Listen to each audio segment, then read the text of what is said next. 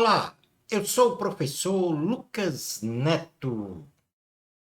Bem-vindo e bem-vinda a mais um programa Escola Bíblica no seu lar. Hoje nós vamos estudar a lição de número 5, que tem como título O Avivamento na Vida da Igreja. Vamos então dar início à nossa aula de hoje. Introdução da lição. A invisível e universal Igreja do Senhor Jesus, composta pelos cristãos, independentemente de placa denominacional, sendo então uma igreja que proclama a pessoa de Jesus Cristo como o caminho, a verdade e a vida, é uma igreja avivada. Então, nesta lição, conheceremos o início da igreja cristã, revestida do poder de Deus, no ponto número 1 da lição. No ponto número 2, identificaremos o perfil moral e espiritual da igreja neotestamentária. E finalizando o nosso estudo, no ponto número 3, veremos os fundamentos de uma igreja cristã permanentemente avivada. O início da igreja cristã revestida do poder de Deus.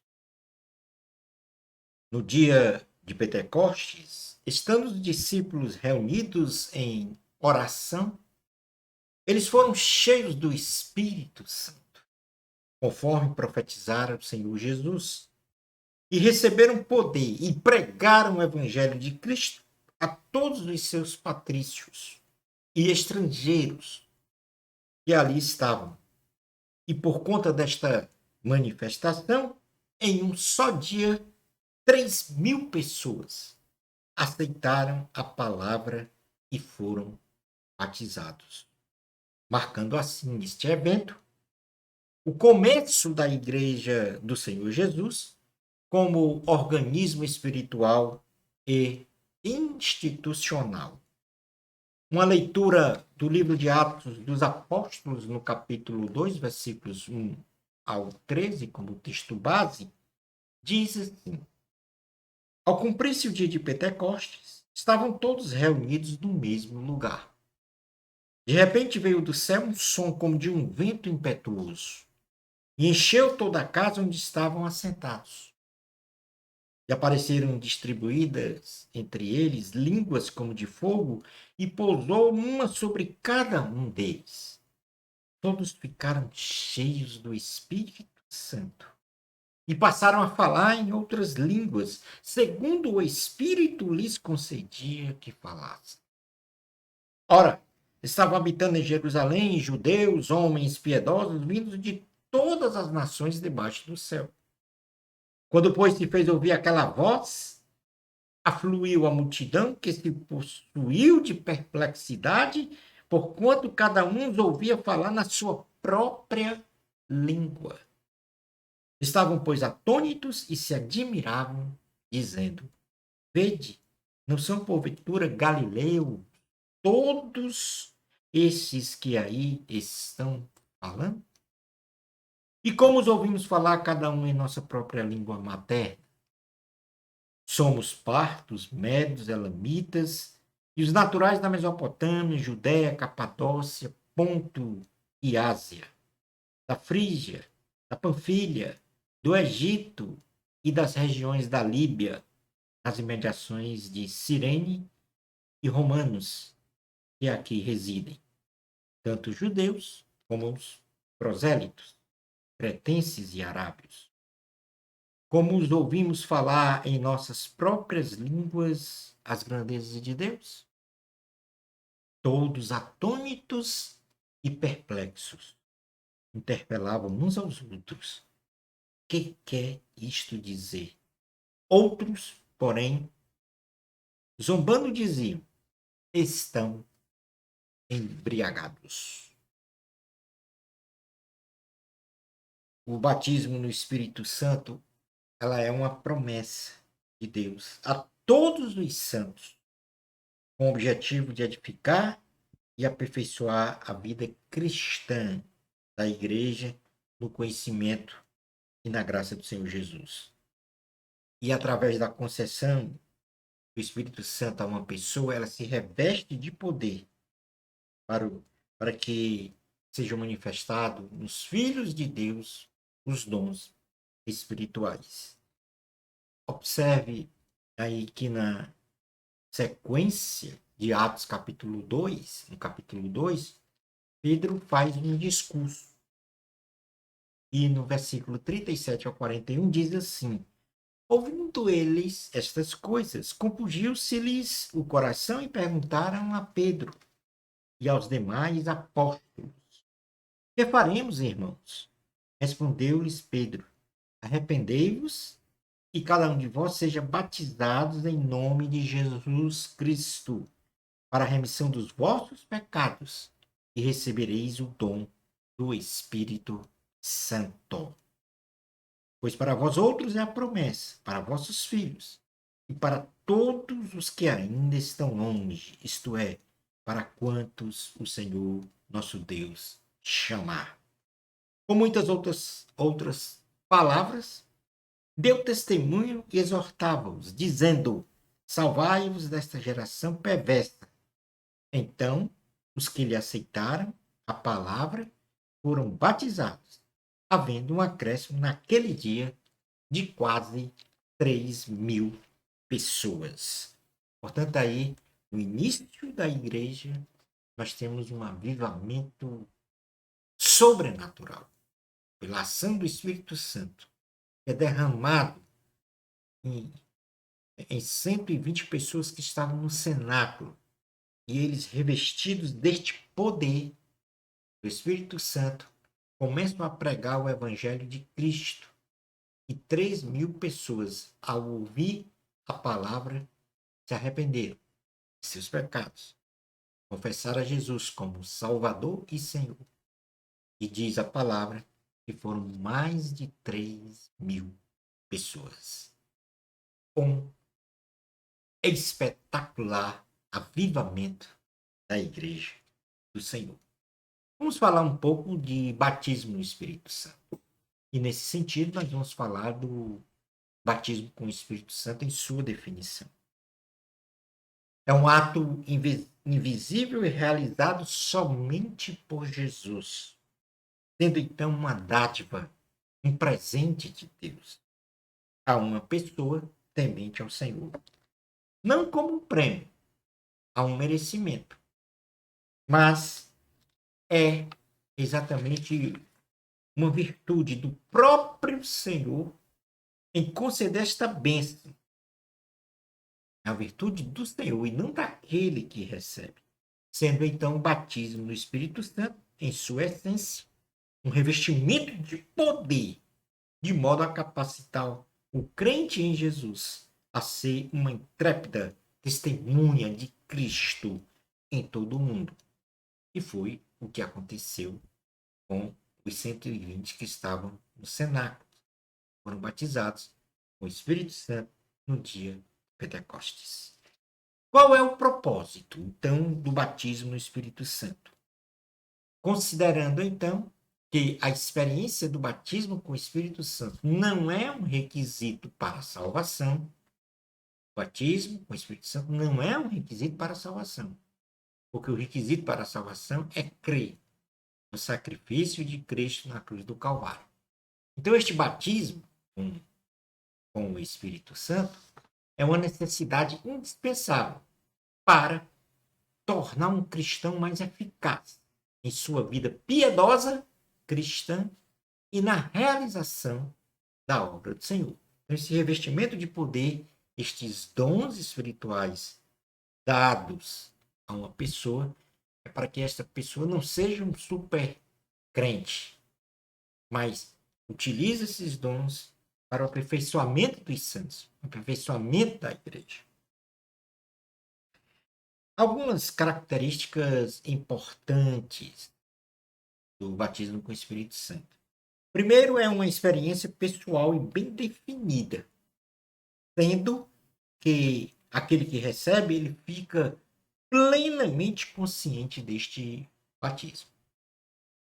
É uma promessa de Deus universalmente para todos os seres humanos, de geração a geração, que venham a responder positivamente a chamada da salvação em Jesus. Isto através do Evangelho de Cristo. O batismo no Espírito Santo, ele deve ser pedido e buscado. Quero aqui, então, chamar a atenção de que todas essas características que eu estou a falar, o propósito do batismo com o Espírito Santo, a definição do que é o batismo com o Espírito Santo, os textos bíblicos, as referências bíblicas que suportam exatamente esses pontos que eu mencionei, estão na nota de aula. Então você vai acessar www.proflucasnet.wordpress.com e lá você vai encontrar a nota de aula completa desta aula que está sendo aqui, desta videoaula aqui gravada. Vamos continuar falando sobre a evidência do batismo do Espírito Santo. Conforme podemos contemplar na Bíblia Sagrada, o batismo no Espírito Santo tem como uma evidência inicial o falar em línguas estranhas, não existindo qualquer outro sinal material manifestado nos registros bíblicos deste acontecimento que indique que alguém tenha sido batizado no Espírito Santo, a não ser o falar em línguas. Então, o falar em línguas estranhas é a evidência desse batismo com o Espírito Santo. Partindo então para o segundo ponto da lição, nós vamos falar agora sobre o perfil da igreja neotestamentária. Lembrando que, como o tempo é muito exíguo, não dá para a gente ler todos os textos bíblicos, você pode consultar nas notas de aula, que está no endereço www.proflucasneto.wordpress.com. A igreja cristã em Jerusalém experimentou um crescimento vertiginoso, pois em pouco tempo ela passou dos 120 membros de seu início, o cenáculo, no dia de Pentecoste, para uma multidão espalhada em toda a região conhecida da época. Neste contexto, examinaremos, à luz da Bíblia, quais são as características básicas desta igreja avivada de Jerusalém. Porque a igreja primitiva de Jerusalém, na historicidade da igreja, foi uma das mais igrejas, no sentido da história, avivada. Porque foi ela que se expandiu. A igreja primitiva foi a que mais se expandiu, no sentido de, vamos dizer assim, consolidação do cristianismo no mundo conhecido da época. Então, nós vamos aqui examinar em 4 pontos essas características. Quanto à administração da igreja, quanto à sua doutrina, no que se relaciona à sua liturgia e também na questão da assistência social. Então, esta igreja primitiva, ela tinha esses 4 pontos fortíssimos em sua ação e em seu avivamento. Então, o primeiro ponto aqui é da administração. Quanto à administração, a igreja era administrada, presidida pelo Espírito Santo. Esta igreja primitiva era protegida pelos anjos do Senhor. No sentido mais organizacional, espiritualmente presidida pelo Espírito Santo. No sentido organizacional, administrada pelos apóstolos. Não se corrompia. Era uma igreja que não se preocupia com as coisas do mundo. E era uma igreja que tinha uma obediência irrestrita a Deus. Uma obediência irrestrita a Deus. Isso no sentido da administração. Com relação à doutrina, a salvação só em Jesus. Então, ou seja, parte do princípio de que a salvação do ser humano só é alcançada em Cristo Jesus. E isso através do arrependimento dos pecados, né? E pela graça. A igreja, em sua doutrina, ela rejeitava o pecado. A igreja não admitia a prática do pecado e preservava a fé.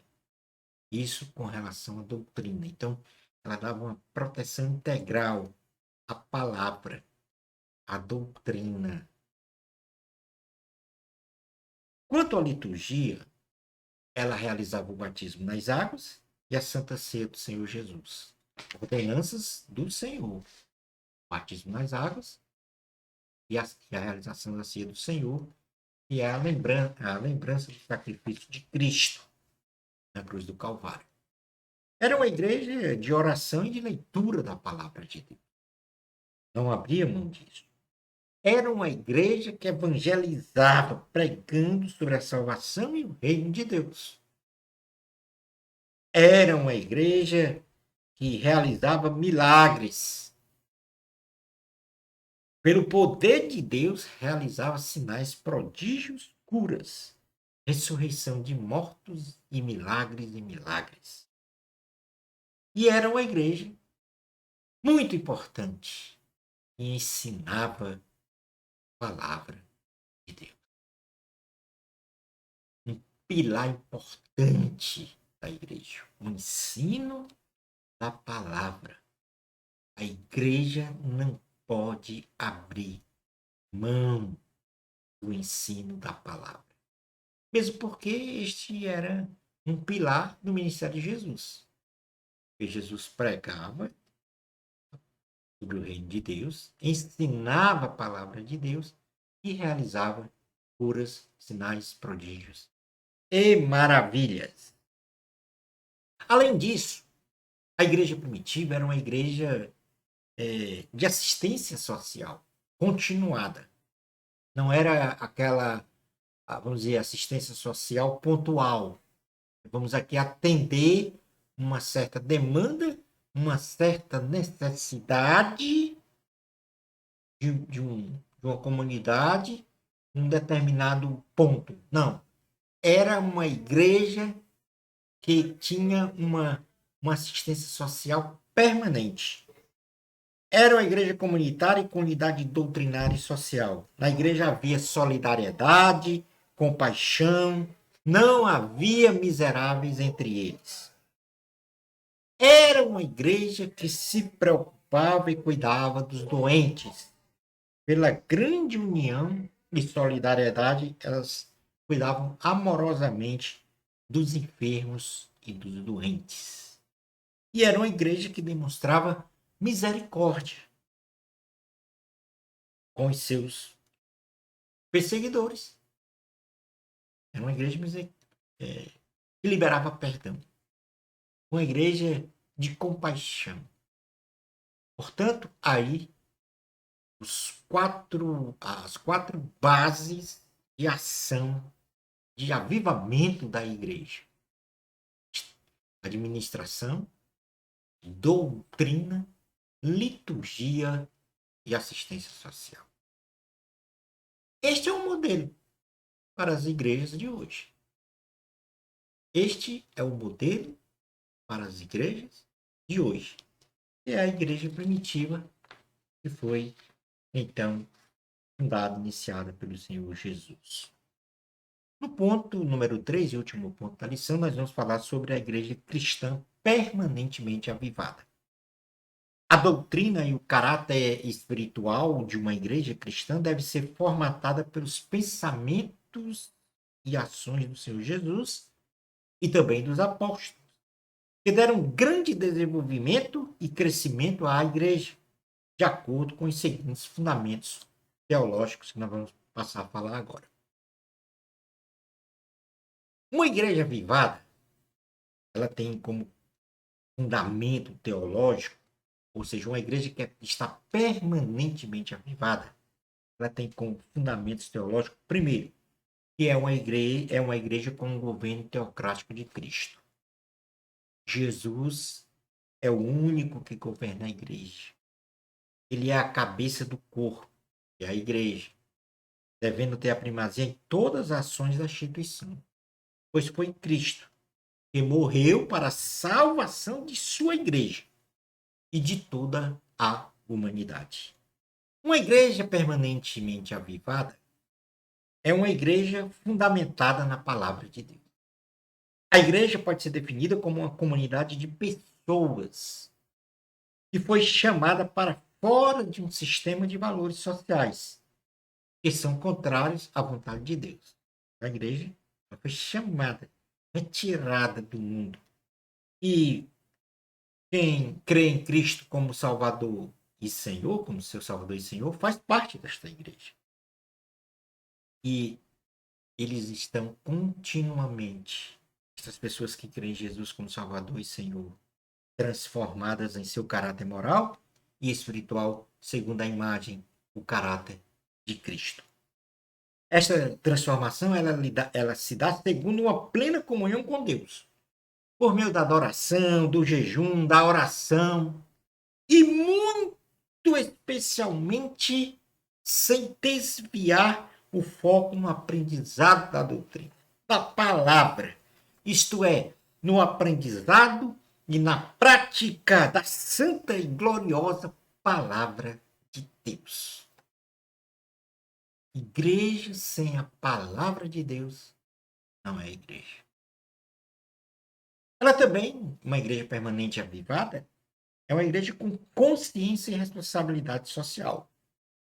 A igreja ela tem a sua missão, que deve ter um viés de assistência aos necessitados, no sentido assistencialista de acomodação e dependência permanente dos necessitados desta ajuda. Ou seja, uma assistência social contínua. E provendo, então, os meios mínimos para que as pessoas saiam do estado de miséria. Não significa realizar uma provisão de forma permanente, mas que essas pessoas saiam do estado de miséria, ou seja, sejam dadas condições para que elas se consolidem e saiam desse estado de necessitados, para a oportunidade de ter o seu sustento próprio. Estou falando aí no sentido mais material, mas tem também porque nós estamos falando no sentido da responsabilidade social.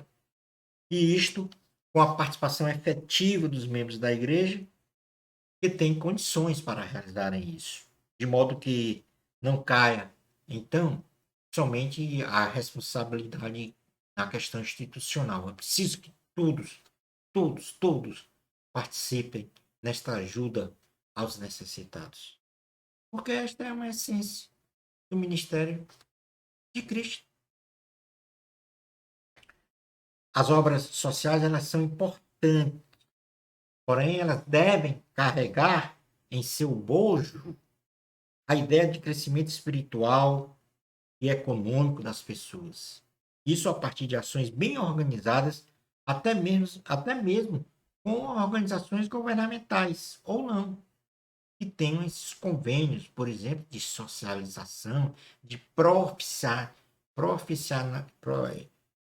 profissionalização, melhor dizendo. Então a igreja primitiva, ela tinha esta consciência e responsabilidade social. E por fim, ela deve ser uma igreja com um espírito evangelístico. Uma igreja que não evangeliza, ela pratica uma traição à grande comissão dada pelo Senhor Jesus, a sua igreja. Ide e pregai o evangelho em todo mundo. E logo a igreja não pode limitar sua ação ao perímetro de sua edificação, somente para um grupo de pessoas que aflui a um determinado local, num determinado dia, num determinado horário. O espírito missionário deve ser totalmente absorvido pela igreja, para, segundo as suas possibilidades e oportunidades, levar o evangelho de Cristo sem qualquer acepção de pessoas para salvar vidas. Estes são os fundamentos fundamentos teológicos de uma igreja permanentemente avivada. Concluindo então a aula de hoje, estudamos nesta lição que a igreja cristã primitiva, desde o seu nascimento histórico no dia de Pentecostes, experimentou sucessivos avivamentos quanto à proclamação do Evangelho de Cristo. E para isso, foi inicialmente revestida do poder de Deus através do batismo no Espírito Santo, recebendo assim dons espirituais, consubstanciando e consolidando as suas ações segundo o governo de Cristo, fundamentada na palavra de Deus, com um espírito evangelístico permanentemente avivado. Shalom Adonai. Na próxima lição, vamos estudar a lição 6, que fala sobre o avivamento no ministério de Pedro. Bênçãos especiais de Jesus para você. Amor a Cristo, a glória sempre é de Deus. Até o nosso próximo programa Escola Bíblica no seu lar, se Deus permitir.